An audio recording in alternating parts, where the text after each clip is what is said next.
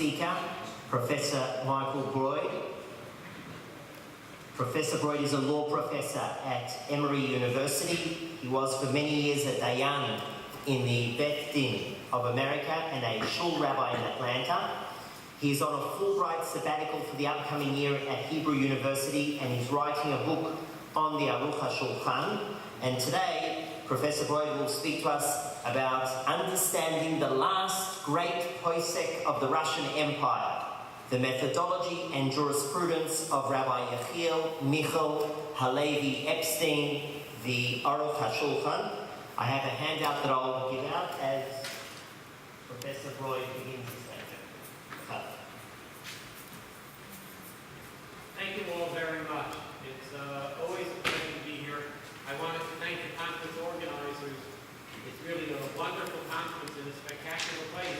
Moscow wasn't at all like I imagined it. It's far more pleasant and beautiful, and the accommodations are far nicer than I would have thought. Hats off to the people who organized this conference. It's really very, very, very impressive. The first JLA conference I went to was in Paris, and I took my wife with me, and they put us up in a high school in Paris. I don't know if any of you remember.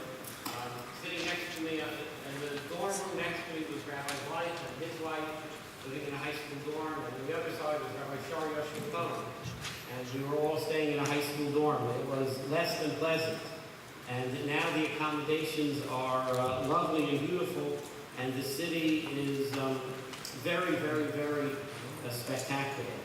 The Aruch HaShulchan really was the last great Posek of the Russian Empire on a few levels. First of all, he genuinely seems to be a fan of the Russian Empire.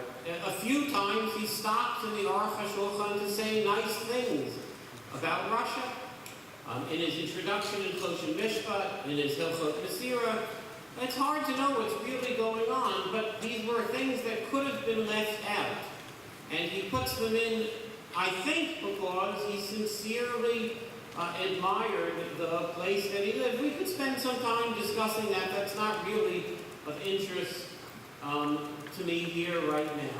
I started my work on the Aruch HaShulchan a decade ago, and I got sidetracked because I started to do a comparison between the Aruch HaShulchan and the Mishnah Berurah, and I realized I didn't have enough information on the methodology of the Mishnah Berurah. So I spent a few years with some graduate students compiling a database of every single hafra, every single dispute resolution in the Mishnah Berurah. That itself was very fascinating. Thank God for Excel. Every time the Mishnah Berurah quotes two opinions and how we resolved it, we simply collected them, and then we wrote a little book called The Codification of Jewish Law and an Introduction to the Jurisprudence of the Mishnah Berurah, purely on the book, not on the person at all, simply explaining how the Mishnah Berurah himself, as a book, resolves disputes. What are his principles? And it's worth sort of starting there. The Mishnah Berurah denies his ability to resolve contemporary disputes of Jewish law. He doesn't think that there is any tool available to him to close open disputes, and he never tells you, I have thought intensely about this dispute, and this is what I think is correct. That's not what he does. He describes the contours of open disputes with regard to the Jewish law authorities that he thinks are important, and he notes when there is a communal practice or a variety of communal practices, and then he lays out the spectrum of options available to you. And it's well known to anybody who's a learner of the Mishnah Berurah that he has many more words than mutar, permitted, or asur, prohibited. He says, tov lahachmir, good to be strict. He says, other things like bali nefesh should be strict. He says frequently, in time of need, you can be lenient. He has a whole spectrum of Jewish law out there, given the fact that the Mishnah Berurah has no tool for telling you not to rely on a lenient opinion, no different than he has follow the strictest opinion. All disputes are more or less open. The Mishnah Berurah, of course, thinks that you're better off engaging in a course of conduct that fulfills all the views, because that would seem to be the best thing to do. Since all disputes are open, the best course of conduct is to follow a course of conduct that fulfills all the views. And anybody who learns the Mishnah Berurah sees that it's not unusual for him to craft solutions like Seif Kol Hadeo, to fulfill the obligation according to all. But it's also not uncommon to find in the Mishnah Berurah that he says things like, in time of need, you can follow this very lenient opinion, because he doesn't divide Jewish law into right and wrong. He divides Jewish law into open disputes and closed disputes, and most disputes are open. And he has a particular affinity to the Gra. Even when the Gra stands alone, the Mishnah Berurah is inclined to say you can follow the Gra because the Gra was the Gra, more the Gra than the Rambam even, in the mindset of the Mishnah Berurah, but mostly because no dispute can be closed against the opinion of the Vilna Gaon. This is part of the general approach of the Mishnah Berurah to Jewish law, which is all disputes are open. I'll give you an example just to think about. The Mishnah Berurah is living in a time where there's an ongoing dispute about whether people should wear tefillin on Chol Hamoed. And this is a hard dispute to resolve, because one school of thought says you must, and the other school of thought says, not you may, but you must not. So how do I resolve the dispute of Jewish law between two competing schools of thought? Most disputes of Jewish law are about you must or you need not, or you must not and you may, to which it's always easy to say you should be strict. But here one school of thought says you must, and another school of thought says you must not.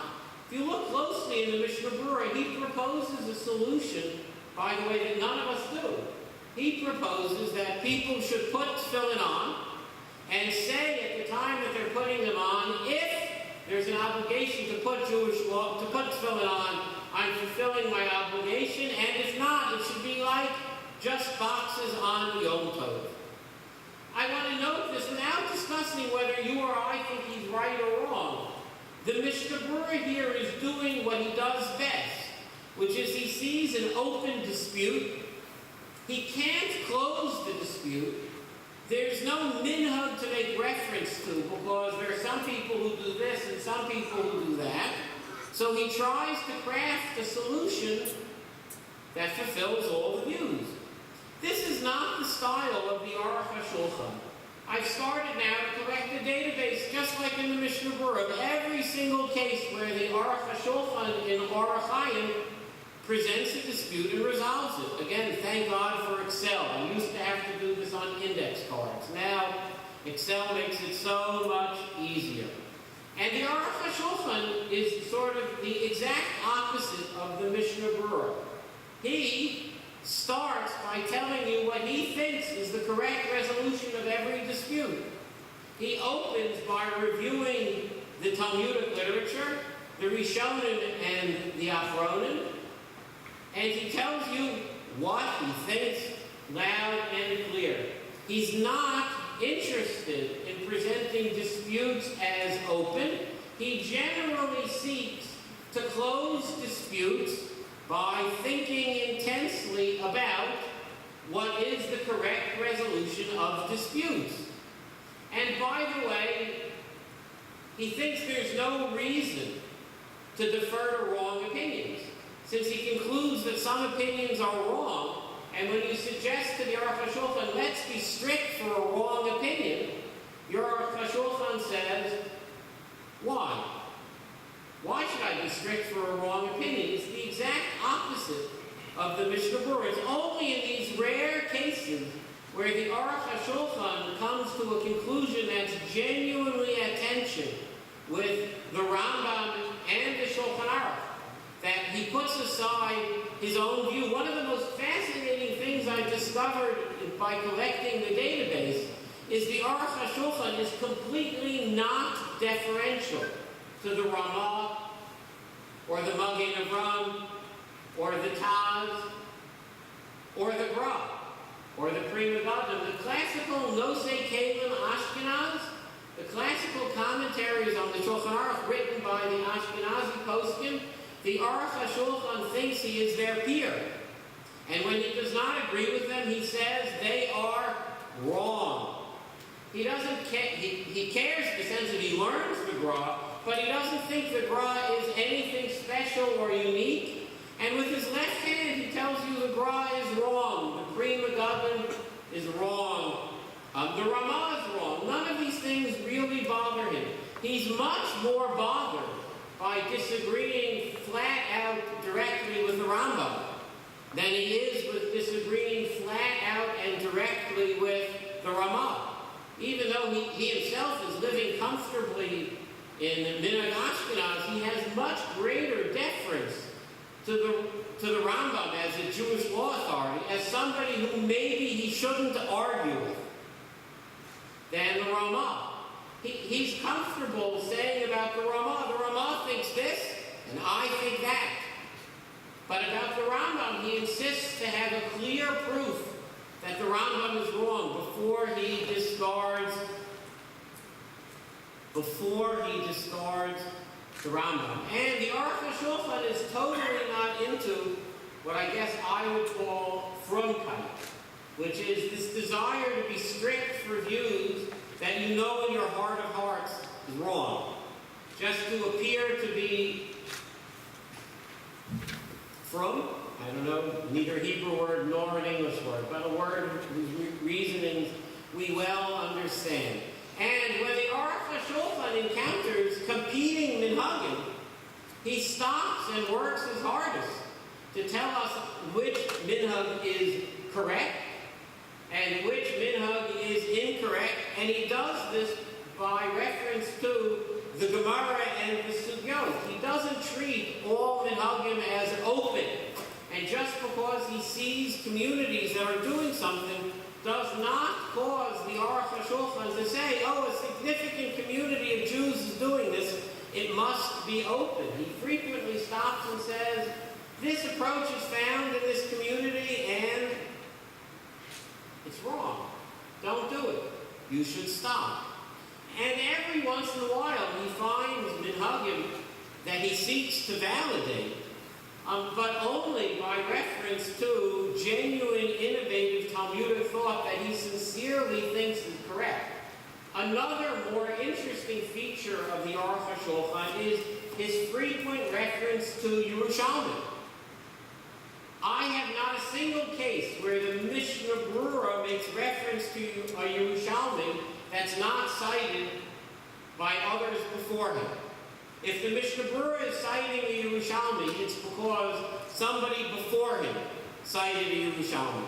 The Aruch HaShulchan, I'm aware of 600 cases where the Aruch HaShulchan is the first to cite a Yerushalmi. He cites new Yerushalmis all the time.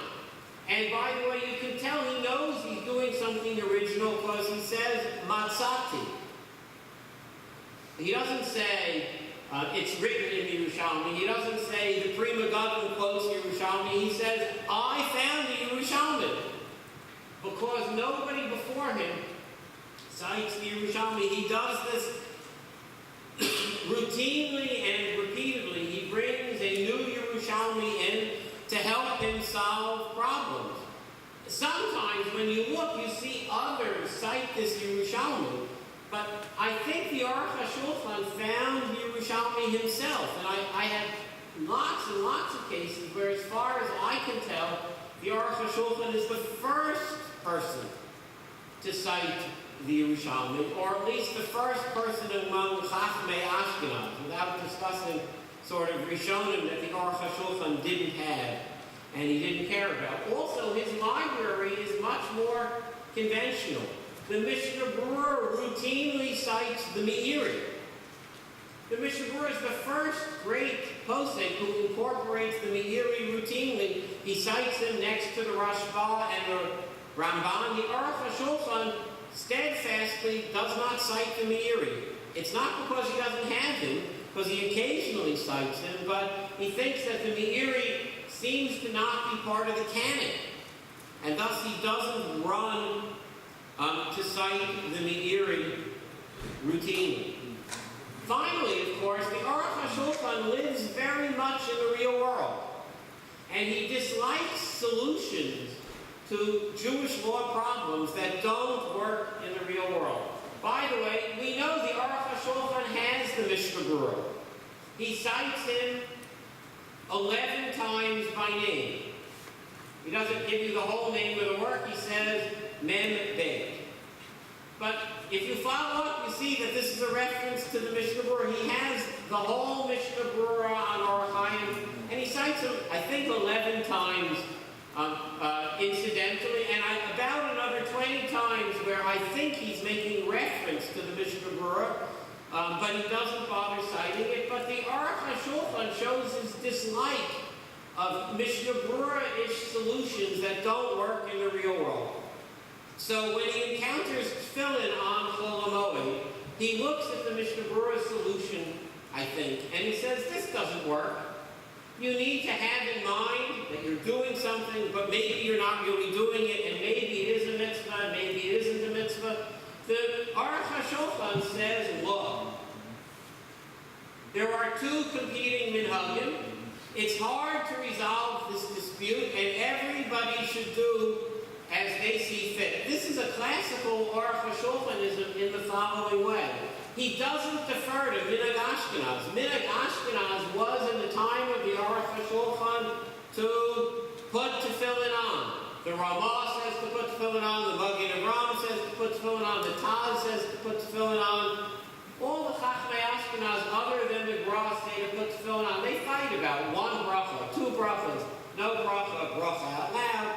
But you don't find any significant Ashkenazi authorities other than the Gra who say not to put on tefillin. But the Aruch HaShulchan doesn't care, because he thinks the Rambam holds you do not put tefillin on, and thus he views there's two competing authentic minhagim. The Rambam, who's the greatest of the greats, says no. Chachmei Ashkenaz say yes. So you know what everybody should do? Whatever they want. He doesn't have a good resolution, and he doesn't want to put on his thinking cap to resolve it, because he sees this as a very hard dispute to resolve. The Aruch HaShulchan is thus, to some extent, the direct opposite of the Mishnah Berurah. The Aruch HaShulchan invests most of his time and most of his energy in resolving disputes. And by the way, if you don't like his method for resolving disputes, the Aruch HaShulchan is of little use. Meaning, the Hasidim joke. If you read the Hasidic posting, what do they call the Aruch HaShulchan? The Shulchan Aruch Hafuch. And it's not a compliment. They think he's consistently wrong in his resolution of disputes, and thus the work is hardly of value, since he spends his time closing disputes rather than opening them. If you don't like the way he closes disputes, you see little value in the resolution of the Aruch HaShulchan. But the Aruch HaShulchan invests his time, effort, and energy in explaining to you the proper thing to do, discarding wrong opinions, closing disputes of Jewish law, every once in a while, far less frequently than we think, explaining the minhagim that are common in Litta, when he thinks they really are consistent with the Talmudic rules, even though they go against the contemporary poskim, and incessantly working to update Jewish law. What he does best is he tries to apply the Talmudic rules to the modern times that he sees them, and to update these rules in light of the realities that he encounters. The Aruch HaShulchan is fascinating because he has the Mishnah Berurah, He almost never mentions it. He implicitly, but thoroughly and completely, rejects its methodology. He insists that the job of Jewish law authorities is to close disputes, but yet he does so not really in reference to Minhag Ashkenaz at all. He's not like the Shach, who's profoundly deferential to Ashkenaz, and he's not like Rabbi Moshe Feinstein, who's really profoundly deferential to the Shach, or the rest of Minhag Ashkenaz. The Aruch HaShulchan is profoundly deferential to the Bavli and the Yerushalmi, and his own understandings of them. And when the Bavli and the Yerushalmi are ambiguous, he's profoundly deferential to the Rambam, which he perceives almost to be a peer of Minhag Ashkenaz itself. I'll reflect for a minute in a speculative way and then I'll step aside. The Aruch HaShulchan already has in his mind, and maybe he's already started to write the Aruch HaShulchan HaAtid, his commentary on the rest of Jewish law. And he senses from his Aruch HaShulchan HaAtid how great the Rambam is and how incomplete Tosfos is because he ignores vast areas of Jewish law. And this has given the Aruch HaShulchan a much greater deference to a group of Rishonim that play a less prominent role in Minhag Ashkenaz and a more prominent role in the codification of Jewish law as a whole. I can't empirically demonstrate this because I'm not yet done with the database. I only have a full database on Archaim done. I'm slowly collecting a fuller and more complete database. But the Aruch HaShulchan's deference to the Rambam in Choshen Mishpat and Yoredeya and Even Ezer is much more thorough and complete than it is in Archaim, where he's still balancing Ashkenaz and Sfard. Of course, you could ask me, but didn't he write Archaim last? And the answer is yes, he did. And that's a problem that has yet to be worked out. Thank you very much. Thank you very much.